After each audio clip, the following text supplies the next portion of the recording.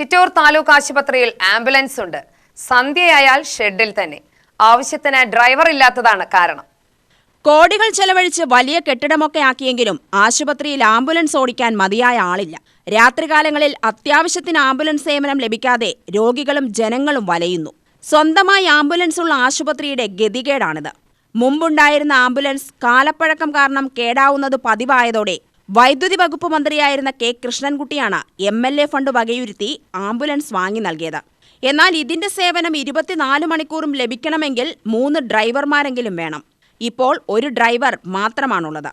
ആശുപത്രിയിലെ സേവനങ്ങൾക്കായി മറ്റൊരു വാഹനമുള്ളതിനാൽ ഈ ഡ്രൈവറുടെ സേവനം കൂടി ആംബുലൻസിന് ഉപയോഗപ്പെടുത്തിയിരുന്നു. എന്നാൽ കഴിഞ്ഞ ദിവസങ്ങളിൽ ആ വാഹനം കൂടി എത്തിയതോടെയാണ് പ്രതിസന്ധിയായത്. നിലവിൽ വൈകിട്ട് 5 മണി കഴിഞ്ഞാൽ ആംബുലൻസ് സേവനം ലഭ്യമല്ല.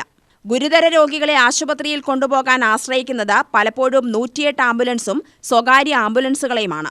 ചെലവാകട്ടെ താങ്ങാനാവാത്ത സ്ഥിതിയിലും.